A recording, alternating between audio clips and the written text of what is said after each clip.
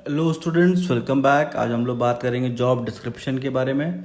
और जो job description है वो जॉब एनालिसिस जो आपने लास्ट वीडियो में पढ़ा है उसका कंपोनेंट है। ठीक है, तो कंफ्यूज मत होइएगा। बहुत सारे बच्चे कंफ्यूज हो जाते हैं जॉब डिस्क्रिप्शन और जॉब एनालिसिस में। अब बताइए, आप सोचिए, जॉब डिस्क्रिप्शन एनालिसिस में कोई कंपैरिजन है? भाई, जॉब एनालिसिस का कंपोनेंट है। जॉब एनालिसिस पापा है, ये इनका बेटा है जॉब डिस्क्रिप्शन। ठीक है, तो कोई कंपेयर मत करिएगा। तो देखिए, जॉब डिस्क्रिप्शन में क्या बता रहा है, the data collected through job analysis provide the basics for preparation of job description. अब देखिए, हमने आपको जॉब एनालिसिस में बताया था कि हम देखते हैं कि क्या क्या बंदा कर रहा है, क्या अच्छा है क्या बुरा है। ठीक है, तो इसमें जो अच्छी अच्छी चीज़ें होती हैं उसको उठा के एक पेपर पेन में हम लिख लेते हैं, पेपर पेन से लिख लेते हैं कि एक पेपर पे लिख के हमने तैयार कर लिया कि हमें ऐसा बंदा चाहिए। देखिए, इसमें डिस्क्रिप्शन की स्पेलिंग भी गलत हो गई, सही कर लीजिएगा, DES होगा। ठीक है, ऊपर गलत लिखा गया है। तो जॉब डिस्क्रिप्शन जो होता है, यहाँ पे हमारा मेन जो फोकस होता है वो होता है कि जो भी हमने जॉब एनालिसिस से जो भी हमने सीखा उसको एक पेपर पे नोट कर लेना। ठीक है, ऐसे समझ लीजिए कि जो भी चीज़ें हमने जॉब एनालिसिस में निकाला, पॉजिटिव चीज़ें, ठीक है, उसको हमने उठाया और उसको हमने पेपर में नोट कर लिया कि अब भैया हमको ऐसे लोग चाहिए। जॉब डिस्क्रिप्शन हमने देख लिया कि हमको जॉब डिस्क्रिप्शन मतलब ये काम कराना है, ऐसे लोग तो नहीं बोल सकते।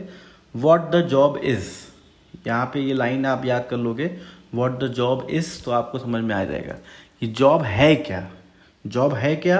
अब आप किसी कंपनी में गए नौकरी करने के लिए, तो आप क्या करोगे वहाँ जाके? आप उनसे मांगोगे, sir kindly provide me the job description.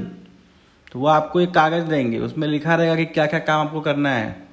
ठीक है, जैसे मान लीजिए आप सेल्समैन के लिए गए, तो आपको अब सेल्समैन का पूरा जॉब उसमें लिखा रहेगा कि आपको सुबह 10 बजे ऑफिस आ जाना है, 6 बजे आपकी छुट्टी होगी और आपको पूरा दिन मार्केट में रहना है। उसके अलावा आपको ट्रैवल करना होगा, ट्रैवल करने के लिए कंपनी आपको पे करेगी, आपको बिल प्रोड्यूस करना पड़ेगा, आपके अंडर में लोग काम करेंगे, उनसे आपको काम करवाना होगा, 10-10 लाख रुपए का टारगेट सबसे अचीव कराना होगा। ये सब कुछ लिखा रहेगा जॉब डिस्क्रिप्शन में।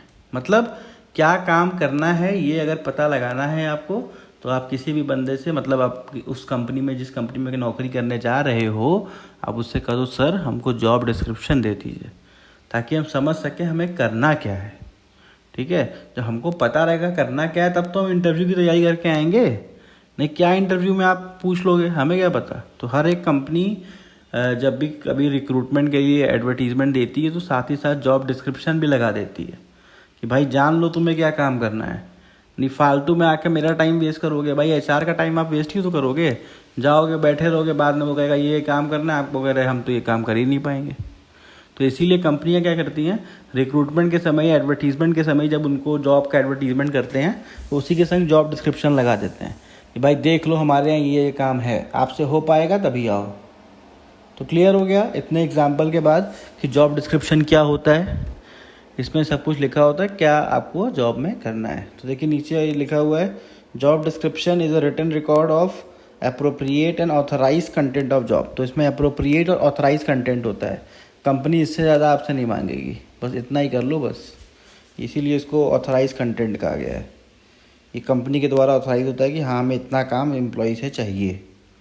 It is a factual and organise statement describing the job in term of its. अब देखिए क्या क्या चीज़ें ये डिस्क्राइब करता है। तो आप जॉब डिस्क्रिप्शन मांगोगे तो उसमें क्या क्या चीज़ें आपको मिलेंगी। उसमें लिखा रहेगा कि पहले टाइटल, क्या नाम है आपके जॉब का, sales manager, business development manager, ठीक है, फाइनेंस मैनेजर। तो ये हो गया टाइटल। दूसरा हो गया लोकेशन, कहाँ पे आपको लोकेट किया जाएगा। पता लगा आप गए हो दिल्ली के लिए जॉब करने के लिए, आप दिल्ली में रहते हो और आपको लोकेट कर दिया गया मुंबई में। ठीक है, तो जॉब डिस्क्रिप्शन पढ़ने से आपको फ़ायदा हो जाता है, आपको पता चल जाता है कहाँ आपको नौकरी में भेजा जाएगा, सब चीज़ उसमें लिखा रहता है। उसके बाद क्या है, टास्क, क्या आपको टास्क दिया जाएगा, क्या आपकी ड्यूटीज़ रहेगी, क्या आपकी रिस्पॉन्सिबिलिटीज़ रहेगी, वर्किंग कंडीशन कैसा रहेगा, hazards and relationship other job, बाकी लोगों से आपको कैसा रिलेशन बना के रखना है, कौन आपके अंडर में काम कर रहा है, कौन आपका सीनियर है। तो सारा कुछ आपका जॉब डिस्क्रिप्शन में लिख के मिल जाता है।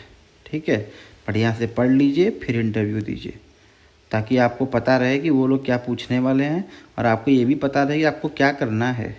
पता लगा नौकरी मिल गई, सब चीज़ बात हो गया, अब पहुँचे तो करें अरे हमसे तो ये हो ही नहीं पाएगा, हमको तो पता ही नहीं था आपको ये काम करवाना था, पहले बताना चाहिए था।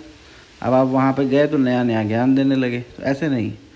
इसीलिए कंपनियाँ क्या करती हैं, एचआर क्या करते हैं, जॉब एनालिसिस करते हैं, उसी से जॉब डिस्क्रिप्शन बना लेते हैं कि भाई पहले ही बता देते हैं कि ये काम करना है। बाद में आप आके यहाँ पे ना बोलें कि यह काम हमसे ना हो पाएगा। क्यों? क्योंकि पहले ही वो लिख के आपको दे देते हैं। किसी का टाइम, देखिए यहाँ कॉर्पोरेट वर्ल्ड में ना टाइम बड़ा इंपॉर्टेंट होता है, कोई भी अपना टाइम वेस्ट नहीं करना चाहता, तो इसीलिए ये सब काम पहले से कर दिया जाता है। क्योंकि बहुत सारे रिक्रूटमेंट करने होते हैं, खाली आप अकेले एम्प्लॉय तो है नहीं, हज़ारों लोग कंपनी में काम कर रहे हैं, हज़ारों काम होते हैं। दिन भर आप ही को एंटरटेन करेंगे तो बाकी लोग का क्या होगा। इसीलिए जॉब डिस्क्रिप्शन बना के दे दो और आप उसको पढ़ लो, समझ लो, करना है करो, नहीं करना है जाओ, आप टाटा बाय बाय। नेक्स्ट आते हैं रिलेवेंस ऑफ जॉब डिस्क्रिप्शन। क्या इंपॉर्टेंस है जॉब डिस्क्रिप्शन का वो समझ लेते हैं। कॉन्सेप्ट तो क्लियर हो ही गया है। जॉब ग्रेडिंग एंड क्लासिफिकेशन, किस ग्रेड का जॉब है पता चल जाता है, हायर ग्रेड का है, लोअर ग्रेड का है, पता चल जाता है। Placement of new employ on the job, नए एम्प्लॉय को रखने के काम आता है जॉब डिस्क्रिप्शन। दूसरा क्या है, orientation of new employees towards the basic duties and responsibilities, क्या ड्यूटीज़ है, क्या रिस्पॉन्सिबिलिटीज़ है, वो नए एम्प्लॉय को पता चल जाता है। ठीक है, उसको भले ही ओरिएंटेशन की ट्रेनिंग दी ना जाए, उसमें पहले ही पता चल जाता है कि उसको क्या काम करना है। वो एकदम शॉक नहीं होता काम देख के, उसको पता होता है हाँ ये लिखा था जॉब डिस्क्रिप्शन में, हाँ ये काम करवा रहे हैं। उसके बाद है promotion and transfer. Promotion transfer कैसे होना है वो भी उसमें लिखा होता है। अच्छा काम करोगे प्रमोट कर देंगे, नहीं तो फिर ट्रांसफ़र कैसे होना है वो भी लिखा रहता है। Defining the outlining career path, आपका करियर पाथ पूरा डिफाइन होता है कि अगर आप वैसा काम कर रहे हो तो आगे ग्रो करोगे, नहीं करोगे तो कंपनी निकाल देगी। उसके बाद redressal of grievances regarding the duties and responsibility. आपको लगता है कि नहीं यार कंपनी ने जॉब डिस्क्रिप्शन में कुछ लिख के दिया था, काम कुछ करवा रहे हैं, तो आप एचआर के पास जा सकते हो, उसको बता सकते हो अपने ग्रीवियंसेस, अपने प्रॉब्लम्स, तो वो आपके प्रॉब्लम को सही कर देगा कि भाई हाँ यार बात तो तुम सही कह रहे हो, आपको तो ये काम कहा ही नहीं गया था, आपके जॉब डिस्क्रिप्शन में लिखा ही नहीं है, ज़बरदस्ती आपसे कराया जा रहा है, ठीक है आप मत करिए। ठीक है, तो ये सब चीज़ें आपको। उसके बाद इन्वेस्टिगेटिंग एक्सीडेंट। इन्वेस्टिगेटिंग एक्सीडेंट मतलब किसी ने कोई गलत काम कर दिया, किसी को उनके काम की वजह से कोई नुकसान हो गया, तो ये पता लगाया जाता है कि पहले पता करो वो उनका काम था कि नहीं था। उनको डांटने से पहले उनका काम चेक करो कि वो उनके जॉब डिस्क्रिप्शन में आता है कि नहीं आता है, आएगा फिर उनसे बात होगी। उसके बाद क्या है, locating the faulty work procedures and duplication of paper. अब एक ही काम आप 2 बार कर रहे हो, ठीक है, आप काम सही से नहीं कर रहे हो, तो जॉब डिस्क्रिप्शन देख के हम आपको चेक कर सकते हैं। वो एक चेकलिस्ट होता है कि हाँ ये बंदा ये काम कर रहा है चलो सही है, ये काम कर रहा है चलो सही है, ये काम कर रहा है चलो सही है। तो ये तरीके से जॉब डिस्क्रिप्शन आपको चेक करने के भी काम आ जाता है कि कोई आप फॉल्टी काम तो नहीं कर रहे हो।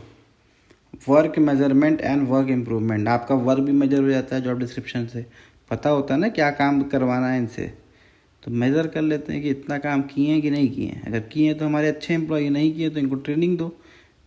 ठीक है, उसके बाद है defining the limits of authority. आपकी लिमिट्स पता होती है, आप कंपनी में जाके हीरो मत बनिए, आपको पता होनी चाहिए आपकी लिमिट क्या है। तो जब भी आप जॉब डिस्क्रिप्शन देखते हो तो आपको पता चल जाता है कि हाँ भैया इतना काम करना है और इतनी हमारी लिमिट है, इससे अब बाहर हमको नहीं जाना है, इससे बाहर गए मतलब गड़बड़ हुई। ठीक है, हाँ कंपनी प्रमोट कर दे कोई दिक्कत नहीं, लेकिन अपने से उछलिए मत, ऐसे एम्प्लॉयज़ को कंपनी पसंद नहीं करती। ठीक है, जो बहुत ज़्यादा हीरो बनते हैं, जितना काम बताया जाए उतना करिए बस। Thank you student for watching.